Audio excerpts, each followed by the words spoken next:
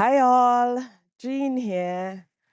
Yeah, I'm outside today. I decided to come out and take a walk. I want to just turn my camera and show you guys the nice view that I have out here. And yeah, so walk with me.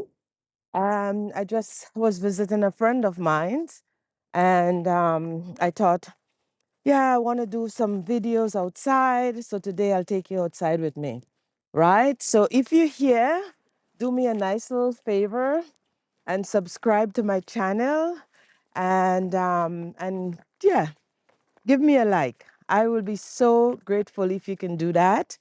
Um, yeah, today I was just talking with my friend, and we were talking about this whole idea about the amount of time that I have had to begin again, starting over, doing things differently in life, and so today I'm going to really talk about starting over. Hmm. I have started over so many times. So many times. I am in my 60s and I have started over again here because what I'm learning is that to go with the flow and to go with life that hello, hi, how are you? Um to go, I'm just changing the camera to the other side. To go with the flow. So I'm just gonna walk and talk, and hopefully I can be in the screen and you can get a look see at what's going on as well, right? I've been thinking a lot about starting over in retirement age. Although I'm not yet retired, I still have a few more years to go. I think that I am personally going to give myself another 7 years before I retire from the working world. And I have to give myself that amount of time because of all the time that things has changed and going with what changed and get into some clarity on it is always like that, right? Because we are told that in retirement, we have to have X amount of money, we have to have the house that is paid off, um, we can go traveling. We are sold, yeah, we are sold down the river with all that kind of nonsense. And the reality is we as single women, because I've been a single woman now for a long time, although I just got remarried last January, so I am a year in to my new marriage. The thing is, my husband lives in Grenada and I live here in Canada, and he is not here yet. So in the meantime, I am still having to walk on my own, pay my own rent, and I live in Kenmore, Alberta, which is not the cheapest place in the world to live. But right now, it doesn't matter where I'm living. It doesn't matter where I'm living. Cost of living is way beyond, especially when you're making a wage that all the money goes to rent. Honestly, out here, renting a one-bedroom apartment is around $2,500, like literally a one bedroom, right? You can go and Google it, look it up. Even a studio apartment, it's about $1,500 for one person. So when your overhead, I'll call it our overhead, or I'll say the fixed cost, when your fixed cost and your overhead is so much more than what you're generating as an income monthly, life is very challenging. It's very hard to sort out. It's very hard to know, how to save, how to take care of your money. what to pay off first and what to pay off last. So one of the things that I have done, well, for the last year or so, I have found myself a very inexpensive accommodation. I am sharing with someone, and that's the other thing. The things that you have to do to um, to make sure that there are certain things you would have to do for a certain amount of time to get you where you want to go. So that means that you have to make some changes, right? So for me, understanding that my overhead cost is so much more than it's such a high cost, especially rent being the biggest part, the biggest chunk of money that you have to pay along with all the other bills. So my decision was, you know what? I need to get a cheaper place as possible.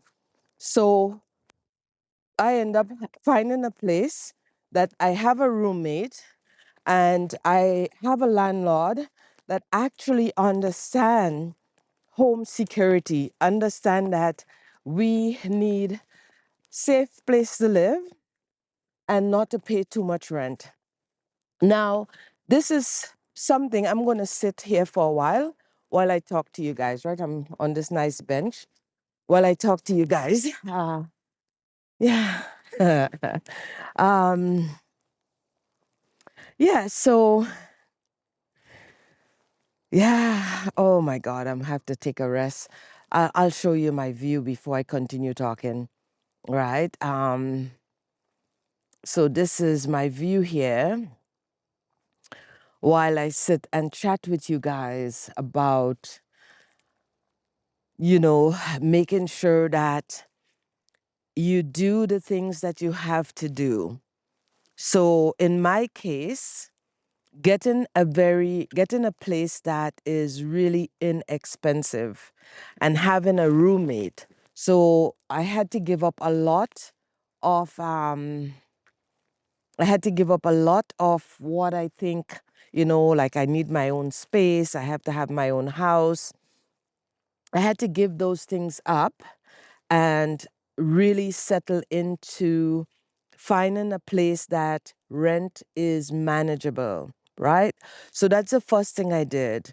And I don't have to do this forever. I decided to do it for a number of years and until the landlord decide that he wants to sell or whatever he wants to do, and then I'll take the next step from there. So the first thing I've done is make sure that my living expense, my house expense, my rent expense is very low. So when I do get pay, I can pay my rent comfortably without no problem. Now, on top of that, I make a clear decision that what I'm going to do, even before paying my rent, before paying my bills, is to treat my savings, saving my money as my bill. So my saving account is a bill. So I choose to always put aside some money first. So I save first. And that means that whether it's $100 at that time of the month or $200, I get to save that money first. And yes, it might feel and sound like a very low amount of money that I'm saving, but the truth is, you just have to start where you are. You cannot start ahead of the game, you cannot start behind. You have to start where you are. And where I'm at is at a place where last year I had a house that I owned, and I did own that house with my son and a friend. And we ended up buying that house, I think about 10 years ago, and we bought the house in the city and we let the renters pay the rent. Now, we weren't really making any cash. The idea of having rental property, for a lot of people is to make money. But the economy that we live in, the size of the house that we buy, all that we got at the time was breaking even. We had tenants that paid the rent, and it included rent and all the bills, and that was it. So we personally didn't have to put additional money into the place unless we were, getting it painted or redoing some form of the floor or something that is broken in the house. So that is something that we have done. I'm never going to do that again because renters, being a landlord, is not my thing. The renters that you get in certain area, they don't take care of your home the way you would like your home to be taken care of. So that was a big thing for us. But we managed to keep the house for 9 years. And when we sell it, I personally had debt. I had a big debt and I needed to pay off my debt so that I can start again. And that was a place that for me where I started over again because I had such a huge debt, which was kind of crippling me. So when we sell the house and we share the money between the three of us, the truth was that the amount that we got each wasn't really, it was a lot of money, but it wasn't a lot of money in the long run. I mean, I had to pay more than 50, I think out of what I got, 70% of what I got went into paying my debt. So paying off my debt was more important to me than, having money. Well, let's not say this, I want to have money, but I also wanted to have a clean slate because it gave me a place to begin again. So after I pay off my debt, I was able to invest, the what left over. I invested into a family property. This time it's a little different, but I invested there because I know I can get it back in 10 years. But right now, starting from here, making the decision to save first. So it means that if I make $10, I am making sure that I save a dollar first. And then, I pay my rent and then I buy my food and then I pay the rest of my bills. And everything is getting paid because it's really important to sit down and to sort out your fixed costs. If you can do that, sit down and sort out your fixed costs, and every so often, maybe every, once a month, you can actually do what they call have a money date and look at what is coming in, what is going out, look at where I sat down 2 nights ago and I actually went through my fixed costs and I was really, really, really pleased and surprised to see that my fixed costs is not more than 55% of my income. So I know that I'm not living above my means. I'm actually living inside of my means. And the fact that I get to start saving now, again, even if it's a dollar that you can save, yes, I'm saving to my retirement. And yes, it's a late time in my life, but it is a time in my life. I'm still alive, I'm still here. And so I made some plans for myself this year. That way I get to, save as much as I can. Now that I understand that I'm living underneath my means and I'm not living above my means, if this is something that you can do, you'll have to do. Before in my life, I would always pick up a second job and I would always think that I need to work harder. But what I learned from working harder is that you just still don't have the money. You're working harder, you're just more exhausted. But again, if you're beginning again and somehow you know that making an extra $1,000 a month is going to get you ahead of the game, instead of setting it up for a lifetime, you can do something for a few months at a time. You can do a 6 months. You can say for 6 months, I'm going to do X, Y, and Z, or for 1 year, I'm going to find something. For instance, for me, what I actually said and did was, I have to get my rent as low as possible. And that means that I have to share with someone, right? And I'm willing to do that. If I wasn't willing to share with someone and to get my rent very low, then I would be in an apartment where I have to pay X amount of dollars. As I say, a one bedroom apartment would be $2,000. And the type of money that I make a month would never would just be able to cover my rent. Like, so you get the point, right? It would only be able to cover my rent. But making sure that I got a place that is very low in rent for me helped me, because that is like my biggest expense. And I got my biggest expense, I got to cut my biggest expense in like 75%, right? So I'm paying 25% of what, everybody else is paying, 100%. And I'm just paying, my rent is about 25% of what the normal regular rent rate is in this area where I'm living in. So when you are beginning again, you have to look at all the things. Me, I am actually willing to go and, rent a van and live in that van so that I can have low rent. I am willing to, live in my car for the summertime so that I can have lower rent. And yeah, I know I should feel ashamed, I should feel bad, I should feel embarrassed, whatever whatever you need me to feel. I can guarantee you that I've been there, I already feel it, and I'm over it. I'm not even over it, I went through it, right? So the fact that I can actually share this with you today, it just means that I'm good. I'm okay. I am willing to do what I have to do.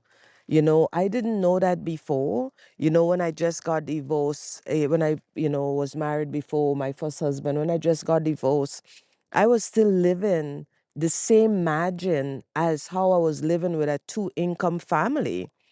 And that was a lot. I actually was paying the $2,000 a month rent, like literally, for a number of years. And that is what has actually put me into so much debt, because I was living off of my credit card, with a dream that, oh yeah, I'm going to pay that off soon.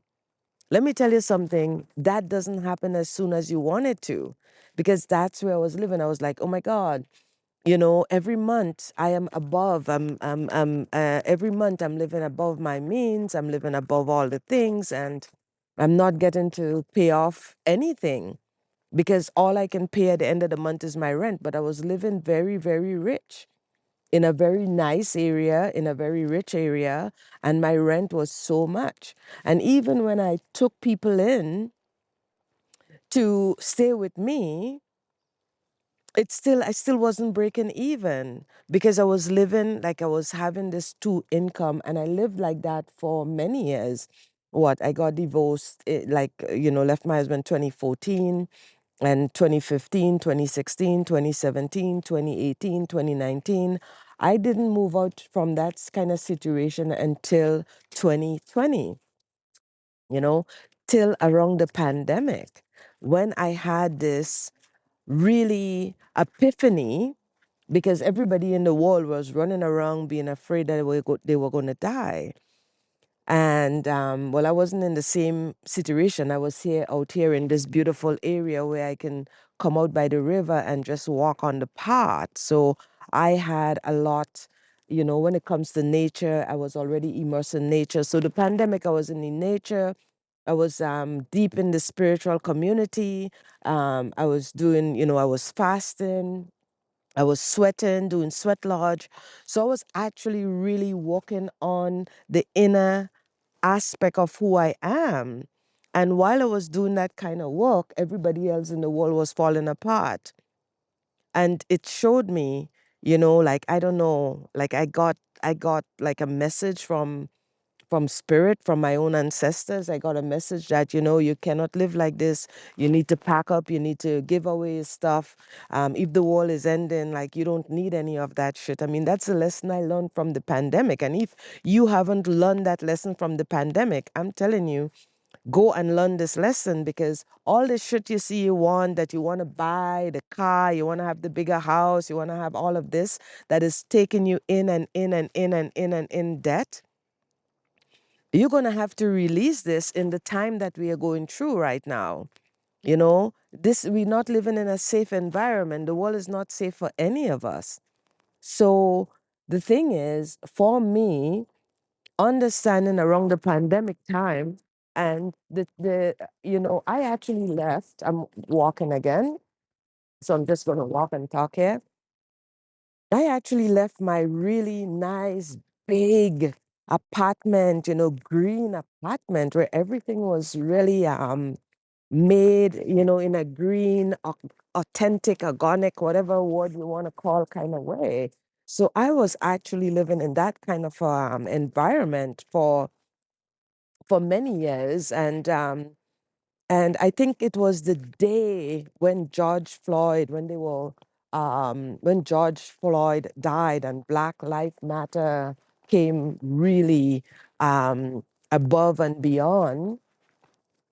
Um, yeah, I think it was on that day that I actually really and truly, I was already packed up. It was around the end of June. It wasn't quite, it must have been a few days before the end of June. I was already packed up. And I was very fortunate. I was so fortunate. I ended up getting into an apartment, actually a whole townhouse, just temporary. It was just for the summer. But I was really fortunate to get into a space where my rent was really low. And but because I had accumulated such a huge amount of debt, my debt was more than my rent.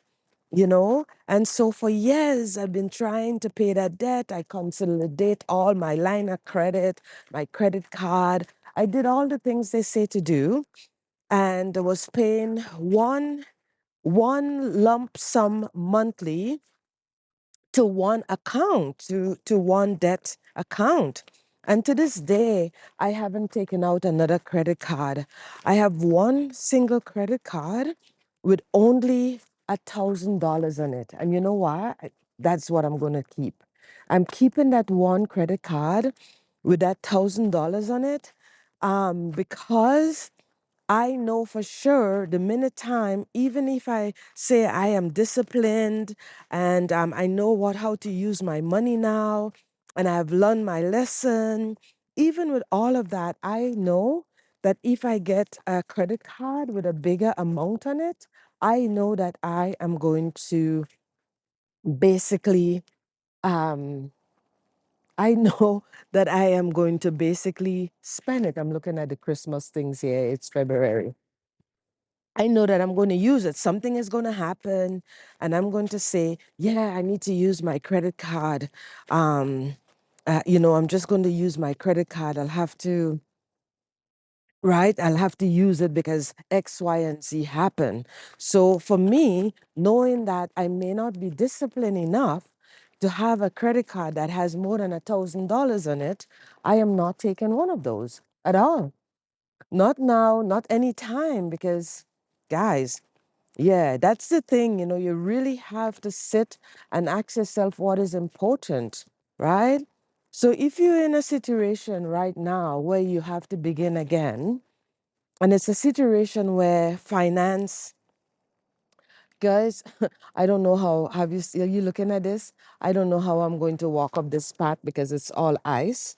Um, yeah, so if you're in a situation where it's financial and you have to do what you have to do to get yourself out of it or to get ahead, there's only one way to do it. You have to be willing, really, really willing to do the thing that, oh, guys, look at the road.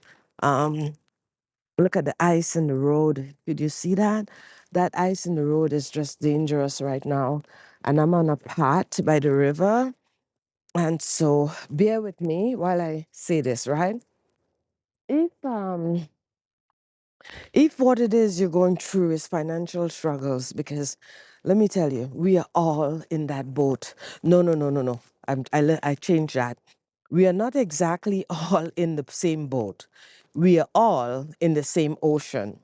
Yeah. I think we are all in our little boat, but we are all paddling in the same ocean here. Right? So, hey, little doggy, I didn't even see you. Yeah. There's my little doggy going. Anyways, yeah, so yeah. So saying that we all in the same ocean might make you feel better because I don't want to compare that, we all in the same boat. But my thing is that if you are financially struggling, like most of us are, even though I'm living underneath my means right now, it doesn't mean that I don't have to watch and be very aware of where my money is going and what I'm buying and what I'm doing with it. But if financially you're struggling, you have to make some serious decision.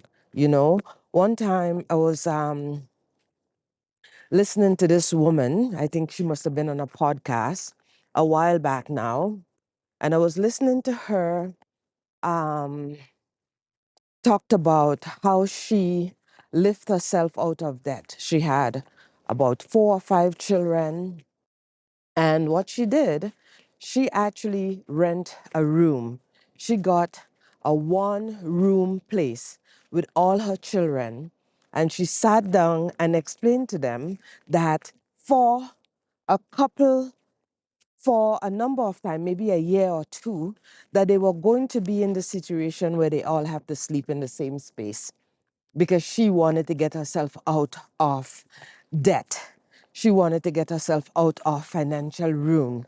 And all I can say is that you have to, because we can spend a lot of time complaining. Yeah, we can spend a lot of time complaining. Or I'll just show you here. You see the road ahead of me? It's all freaking ice. And so I'm going to have to walk really slow as I go through this